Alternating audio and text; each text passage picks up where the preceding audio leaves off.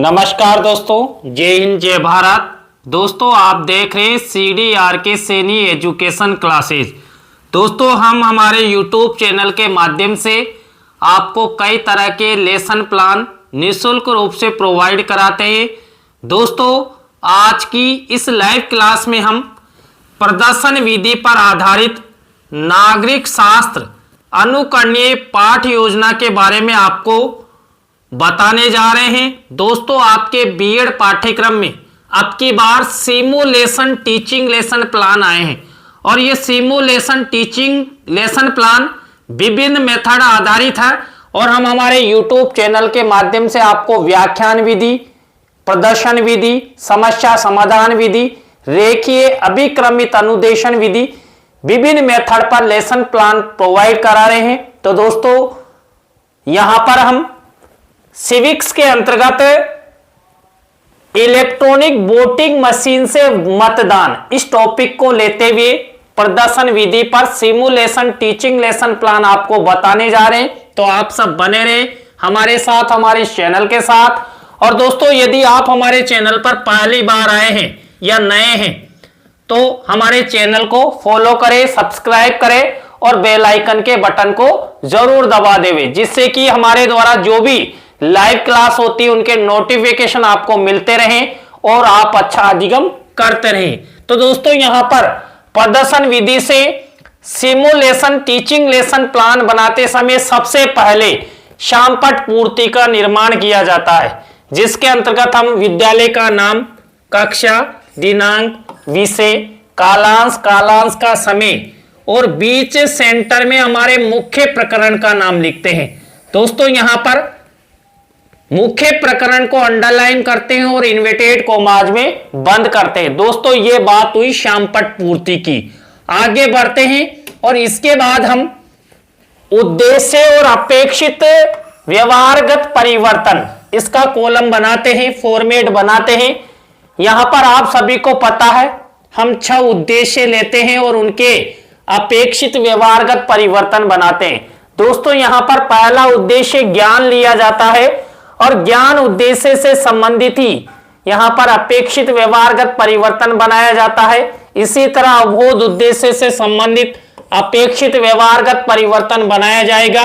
इसी तरह ज्ञानोपयोग उद्देश्य से संबंधित यह अपेक्षित व्यवहारगत परिवर्तन बनाया जाएगा।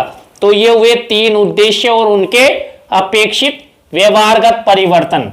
इसके बाद दोस्तों 4th नंबर का हमारा कौशल आधारित उद्देश्य और ये इससे संबंधित अपेक्षित व्यवहारगत परिवर्तन। इसी तरह अभिरुचि आधारित ये अपेक्षित व्यवहारगत परिवर्तन और ये अभिवृत्ति आधारित अपेक्षित व्यवहारगत परिवर्तन। तो दोस्तों ये हुए हमारे 6 उद्देश्य और उनके अपेक्षित व्यवहारगत परिवर्तन। दोस्तों आगे बढ़ते हैं और हमारा यहां पर नेक्स्ट जो कॉलम होता है ये होता है कक्षा शिक्षण सहायक सामग्री का। दोस्तों कक्षा शिक्षण सहायक सामग्री 2 प्रकार की होती है, सामान्य शिक्षण सहायक सामग्री और विशिष्ट शिक्षण सहायक सामग्री। दोस्तों सामान्य शिक्षण सहायक सामग्री तो हमें सुलभता से उपलब्ध हो जाती है, लेकिन जो विशिष्ट शिक्षण सहायक सामग्री होती है उसका निर्माण हमारे द्वारा किया जाता है। तो यहां पर देखिए ये जो प्रदर्शन विधि से हम लेसन प्लान आपको बताने जा रहे हैं, इसके अंतर्गत हम चार्ट, चित्र, मतदाता सूची, मतदाता पर्ची, इलेक्ट्रॉनिक वोटिंग मशीन मॉडल, इन सब विशिष्ट शिक्षण सहायक सामग्री की आवश्यकता पड़ेगी। इसके बाद हम पूर्व ज्ञान का कॉलम बनाएंगे, इसके बाद मुख्य कॉलम बनाएंगे शिक्षण विधि का। और दोस्तों इस लेसन प्लान में हम प्रदर्शन विधि का प्रयोग हम करने जा रहे हैं। प्रदर्शन विधि से आपको सिमुलेशन टीचिंग लेसन प्लान बताने जा रहे हैं। तो यहां पर इसका कॉलम होगा। इसके बाद प्रमुख शिक्षण बिंदु। दोस्तों यहां पर देखिए हम पहला शिक्षण बिंदु लेंगे पाठ प्रस्तुतिकरण के अंतर्गत मतदान पूर्व मतदान केंद्र कार्य प्रणाली का प्रदर्शन, मतदान दौरान इलेक्ट्रॉनिक वोटिंग मशीन कार्य प्रणाली का प्रदर्शन। इसके बाद इलेक्ट्रॉनिक वोटिंग मशीन से मतदान करने संबंधी बोध प्रश्न और इलेक्ट्रॉनिक वोटिंग मशीन के प्रदर्शन के बाद कथन। इसके बाद प्रमुख प्रदर्शन क्रिया रहेगी यहां पर हमारी इलेक्ट्रॉनिक वोटिंग मशीन यानी कि ईवीएम कार्य प्रणाली का प्रदर्शन। देखिए इलेक्ट्रॉनिक वोटिंग मशीन को ईवीएम के नाम से भी जानते हैं और इसी से पूरे भारत में वर्तमान में चुनाव संपन्न करवाए जाते हैं। तो इलेक्ट्रॉनिक वोटिंग मशीन की कार्य प्रणाली उसका प्रदर्शन विधि पर आधारित ये सिमुलेशन टीचिंग लेसन प्लान होगा। इसके बाद आगे बढ़ते हैं और हमारा मुख्य लेसन प्लान शुरू हो जाता है। दोस्तों कई बार मैंने आपको बताया है कि हमारा जो मुख्य लेसन प्लान है ये हमारी पहली स्टेप यानी पहले शिक्षण बिंदु से शुरू होता है और यहां पर दोस्तों ये रहा हमारा पहला शिक्षण बिंदु प्रस्तावना। और दोस्तों मैंने कई बार प्रस्तावना के प्रश्न आपको बनाना बताया है। दोस्तों हम यहां पर 3 से 5 प्रस्तावना के प्रश्न बनाते हैं। अंतिम प्रश्न हमारा समस्यात्मक होता है, उत्तरों से ही प्रश्न बनाया जाता है, प्रश्नों में तारतम्यता होती है, जिग जैक होता है और दोस्तों सरल से कठिन की ओर शिक्षण सूत्र का प्रयोग किया जाता है। दोस्तों यहां पर जो हमने टॉपिक लिया है इलेक्ट्रॉनिक वोटिंग मशीन से मतदान, इस मुख्य टॉपिक से संबंधित प्रस्तावना के प्रश्न कैसे बनाए। पहला प्रश्न देखिए, विश्व का सबसे बड़ा लोकतंत्र वाला देश कौन सा है? तो विश्व में सबसे बड़ा लोकतंत्र वाला देश भारत है। अब इसी उत्तर से हमारा नेक्स्ट प्रश्न बनेगा, भारत में मतदान करने की प्रक्रिया में भाग लेने की न्यूनतम आयु कितनी निर्धारित की है? यानी कि जो चुनाव होते हैं इसमें भाग लेने की भारत में 18 वर्ष न्यूनतम आयु निर्धारित की गई है। अब इसी उत्तर से हमारा नेक्स्ट प्रश्न बनेगा, 18 वर्ष की आयु पूर्ण करने के बाद मतदान प्रक्रिया में भाग लेने वालों को क्या कहा जाता है? उन्हें कहा जाता है मतदाता, मत देने वाले मतदाता। अब इसी उत्तर से हमारा नेक्स्ट प्रश्न बनेगा, वर्तमान में मतदाता किसके द्वारा मतदान करता? वर्तमान में पूरे भारत में इलेक्ट्रॉनिक वोटिंग मशीन यानी कि ईवीएम के माध्यम से भारत का मतदाता मतदान करता है। अब इसी उत्तर से हमारा नेक्स्ट प्रश्न बनेगा, इलेक्ट्रॉनिक वोटिंग मशीन से मतदान के बारे में आप सब क्या क्या जानते हैं? तो अंतिम प्रश्न हमारा समस्यात्मक हो गया। दोस्तों जैसा मैंने आपको बताया उत्तरों से प्रश्न, प्रश्नों में तारतम्यता, जिग जैक, सरल से कठिन की ओर शिक्षण सूत्र का प्रयोग, इन सब धातव्य बिंदुओं का ध्यान में रखते हुए हमने प्रस्तावना के प्रश्न बनाए। तो प्रस्तावना शिक्षण बिंदु के बाद हमारा सेकंड नंबर का शिक्षण बिंदु आता है दोस्तों उद्देश्य कथन, और ये उद्देश्य कथन किया गया है। बच्चों आज हम सब इलेक्ट्रॉनिक वोटिंग मशीन से मतदान के बारे में विस्तार पूर्वक अध्ययन करेंगे। तो आप सब बने रहे हमारे साथ, हमारे इस चैनल के साथ। और दोस्तों यदि आपको हमारा ये वीडियो पसंद आ रहा हो तो लाइक करें, कमेंट्स करें, अपने अपने दोस्तों को शेयर जरूर करें। दोस्तों ये हुई छात्र छात्रा क्रिया, और यदि हम बच्चों को चार्ट चित्र मॉडल प्रतिकृति दिखाना चाहते हैं तो शिक्षण सहायक सामग्री के कॉलम में चित्र मिनीचर के रूप में लगा दिया जाता है। देखिए चुनाव आयोग द्वारा जो चुनावी प्रक्रिया से संबंधित ये चिन्ह सर्कुलेट किया जाता है, तो ये चित्र मैंने आपको दिखाने का प्रयास किया है। अब देखिए प्रस्तावना और उद्देश्य कथन, दो हमारी स्टेप कंप्लीट हो चुकी है और थर्ड नंबर की स्टेप ही सबसे महत्वपूर्ण होती है, और यहीं से हमारा प्रदर्शन विधि पर आधारित सिमुलेशन टीचिंग लेसन प्लान शुरू होगा। तो यहां पर देखिए थर्ड नंबर का हमारा बिंदु प्रदर्शन विधि से पाठ प्रस्तुतिकरण, और इससे संबंधित ये छात्र अध्यापक छात्र अध्यापिका क्रिया। तो यहां पर प्रदर्शन विधि से पाठ प्रस्तुतिकरण से संबंधित ये डेटा हुआ। इसके बाद मैंने आपको टीचिंग पॉइंट बताए थे, तो हमारा पहला टीचिंग पॉइंट देखिए, मतदान पूर्व मतदान केंद्र कार्य प्रणाली का प्रदर्शन, और इससे संबंधित ये छात्र अध्यापक छात्र अध्यापिका कथन। और देखिए यहां पर सबसे महत्वपूर्ण प्रदर्शन विधि, तो देखिए मैंने शिक्षण सहायक सामग्री के कॉलम में यहां पर चित्र मिनीचर के रूप में लगाया है, और इस चित्र में जो यहां पर छात्र अध्यापक छात्र अध्यापिका द्वारा कथन किया गया है वो पूरा चित्र के माध्यम से प्रदर्शित किया गया है। तो इसी तरह आपको ये प्रदर्शन करना है। अब इसके बाद ये हमारा पहला शिक्षण बिंदु।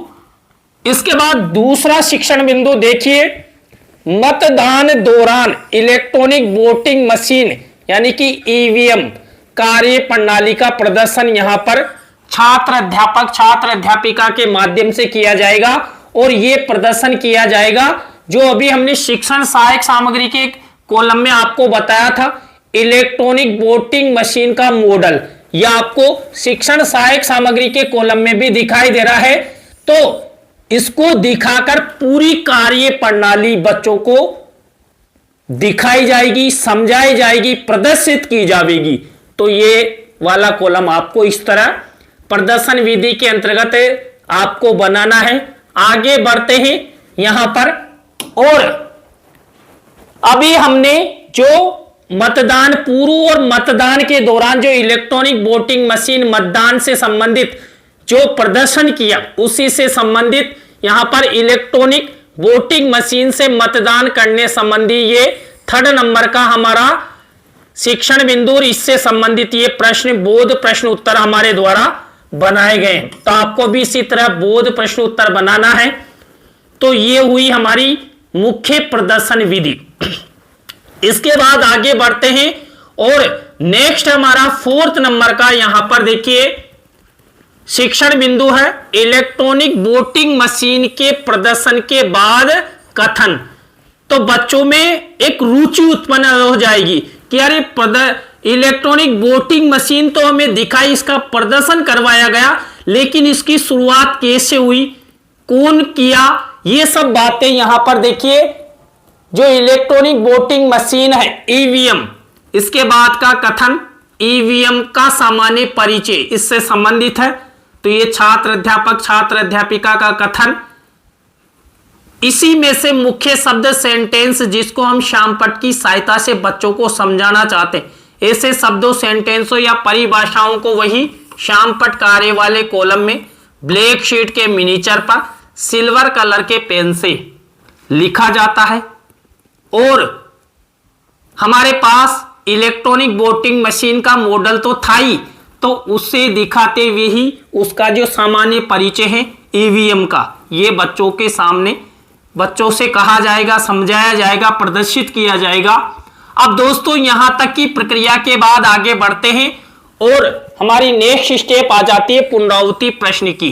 अब दोस्तों अब तक जितना भी हमने अध्ययन किया उनमें से ही ये पुनरावृत्ति प्रश्न उत्तर हमारे द्वारा बनाए जाएंगे। आपको भी इसी तरह पुनरावृत्ति प्रश्न उत्तर बनाना है।